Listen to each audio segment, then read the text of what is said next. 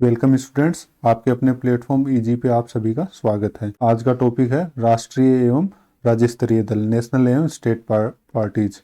हम देखेंगे क्यों है ये चर्चा में। फिलहाल स्टेट पार्टी और नेशनल पार्टी का परिचय देखेंगे इनके लिए आवश्यक क्या क्या शर्त हैं, कंडीशंस क्या हैं और इसका महत्व क्या है। गुजरात इलेक्शंस के बाद में आम आदमी पार्टी के अरविंद केजरीवाल जी ने कहा कि सारे कार्यकर्ताओं को बधाई हो, हमारी पार्टी अभी राष्ट्रीय पार्टी बन गई है। तो पहले से भारत में 8 राष्ट्रीय पार्टियां थी और अभी जब आम आदमी पार्टी शामिल हो जाएगी तो टोटल 9 राष्ट्रीय पार्टियां बन जाएंगी। इलेक्शन हुए गुजरात में, यहाँ पे टोटल लगभग 12.9% वोट प्राप्त किए और आम आदमी पार्टी का आपको पता होगा पहले से दिल्ली, पंजाब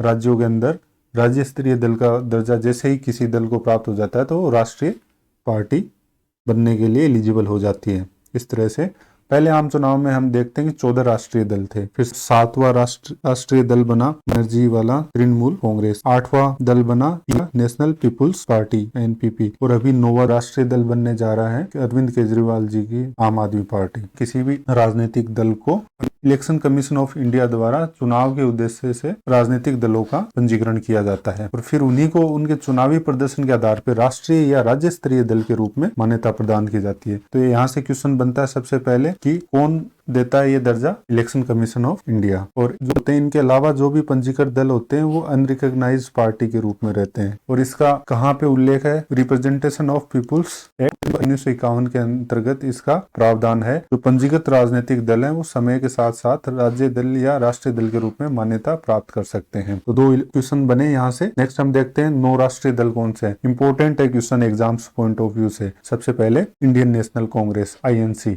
जिसके संस्थापक AO ह्यूम थे और प्रथम अध्यक्ष कौन थे? रमेश चंद्र बनर्जी। पार्टी भारतीय जनसंघ से ही इसकी स्थापना हुई थी और भारतीय जनसंघ की संस्थापक कौन थे? Shyama Prasad Mukherjee. Communist Party of India CPI।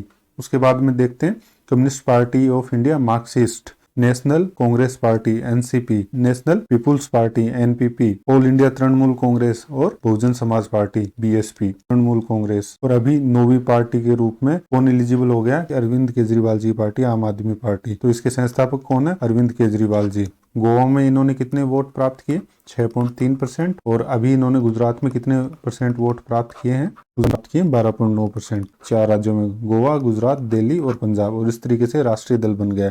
ये बहुत इंपॉर्टेंट क्वेश्चन है। 9 राष्ट्रीय दल कौन कौन से हैं? 8वां राष्ट्रीय दल कौन सा था? नेशनल पीपुल्स पार्टी, जिसके संस्थापक थे PA संगमा, पूर्व लोकसभा अध्यक्ष। और अभी मेघालय के अंदर CM इन्हीं के हैं, कोमराड के संगमा। 9 जो राष्ट्रीय दल हैं ये इस मैप के थ्रू इजीली तैयार हो जाने चाहिए। नेक्स्ट राष्ट्रीय दल। राष्ट्रीय दल क्या रहता है? ये क्षेत्रीय दल के विपरीत इसकी उपस्थिति क्या होती है? एक राज्य या क्षेत्र तक सीमित न रह के राष्ट्रव्यापी उपस्थिति होती है। एक राजनीतिक दल को राष्ट्रीय दल माने जाने के लिए क्या क्या शर्तें हैं? ये काफी इंपॉर्टेंट है। इंपॉर्टेंट क्वेश्चन बनता है जो RS जैसे और आपके जो आगामी एग्जाम है, भले ही टीचर्स के एग्जाम हो या रीट के एग्जाम, इनमें इंपॉर्टेंट है।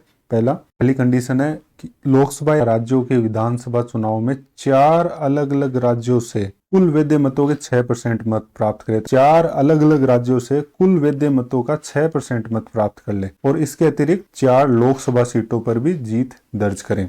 तो 4 अलग अलग राज्यों से 6% मत प्राप्त करें और साथ ही साथ 4 लोकसभा सीटें या कम से कम 3 राज्यों से। कितने राज्यों से? 3 राज्यों से लोकसभा में कुल सीटों की कम से कम 2% सीटें जीतते हो, यानी कि अभी के हिसाब से 11 सीटें लोकसभा की 11 सीटें जीती हो 3 अलग अलग राज्यों से, या फिर 4 या अधिक राज्यों में राज्य स्तरीय दल के रूप में मान्यता प्राप्त हो। इसे एक बार फिर से रिवाइज कर लीजिए। लोकसभा या राज्य के विधानसभा चुनाव में 4 अलग अलग राज्यों से कुल वैध मतों के 6% मत प्राप्त कर ले। कितने %? 6%। कितने? 4 अलग अलग राज्यों से। इसके अतिरिक्त 4 लोकसभा सीटों पर भी जीत दर्ज करें। दूसरा है 3 राज्यों से, कम से कम 3 राज्यों से कुल लोकसभा सीटों की 2% सीटें जीत ले, या फिर 4 से अधिक राज्यों में 4 या 4 से अधिक राज्यों में राज्य स्तरीय दल के रूप में मान्यता प्राप्त कर ले। और अभी आम आदमी पार्टी ने इसी शर्त के आधार पर राष्ट्रीय दल के रूप में योग्यता हासिल की है। राज्य स्तरीय दल की बात आई तो राज्य स्तरीय दल कैसे, एक राजनीतिक दल को किसी राज्य में राज्य स्तरीय दल के रूप में मान्यता प्राप्त करने की क्या क्या शर्तें हैं। पहली, संबंधित राज्य विधानसभा के आम चुनावों में कुल वैध मतों के 6% मत प्राप्त कर लिए और साथ ही साथ उस राज्य विधानसभा में 2 सीटें भी जीत ली हों। या फिर किसी लोकसभा के आम चुनाव में राज्य में कुल वैध मतों का 6% प्राप्त कर ले और उसी राज्य में से लोकसभा में 1 सीट जीत ले। यानी कि एक शर्त है कि राज्य विधानसभा के आम चुनाव में कितने वैध मत 6% प्राप्त करें और साथ के साथ 2 सीटें जीते, या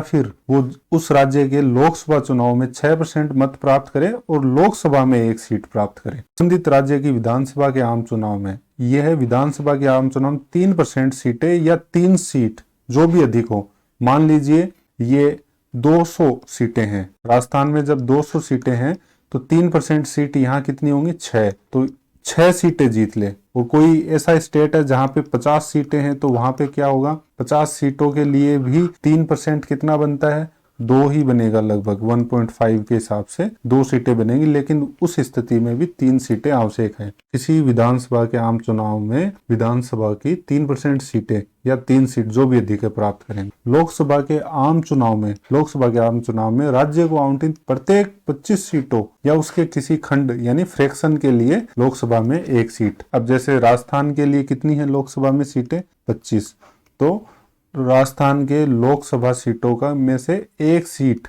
कोई दल हासिल कर ले। और यदि कोई ऐसा स्टेट है जहां पे 30 लोकसभा की सीटें हैं तो वहां पे कितनी हासिल करनी होंगी, 2 सीट। जैसे ही 25 से अगला 26 होगा तो उसके लिए नेक्स्ट फ्रैक्शन में काउंट होगा और वहां पे 1 सीट और हासिल करनी होगी। फिफ्थ क्या है, राज्य विधानसभा के या राज्य में लोकसभा के आम चुनाव में डाले गए कुल वैध मतों का 8% प्राप्त कर ले।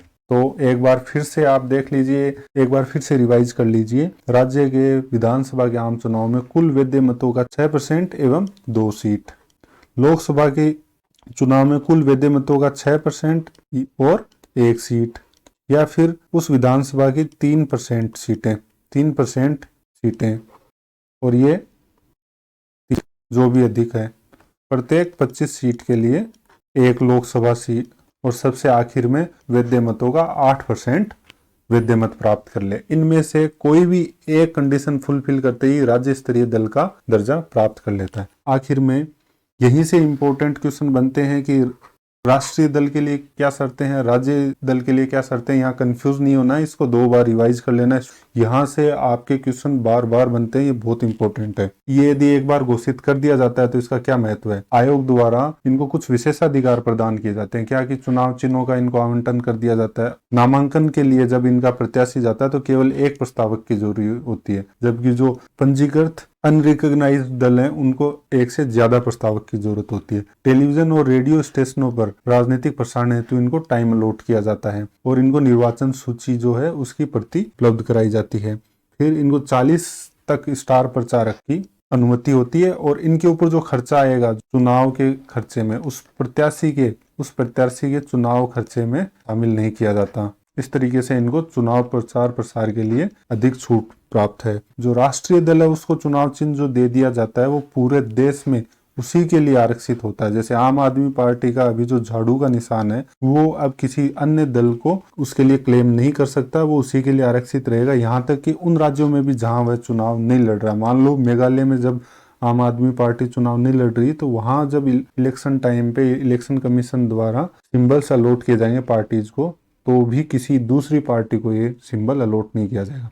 और राज्य दल का क्या रहता है कि उसका जो चुनाव चिन्ह है वो उस राज्य विशेष के लिए आरक्षित रहता है। किसी अन्य राज्य में उसी चुनाव चिन्ह का आवंटन किसी दूसरे दल के द्वारा मांगे जाने पर उसको किया जा सकता है। तो ये महत्व है, क्या क्या महत्व है कि राष्ट्रीय और राज्य स्तरीय दलों के लिए क्या शर्तें हैं, क्या इनके फायदे हैं और कौन से 9 राष्ट्रीय स्तर के दल हैं।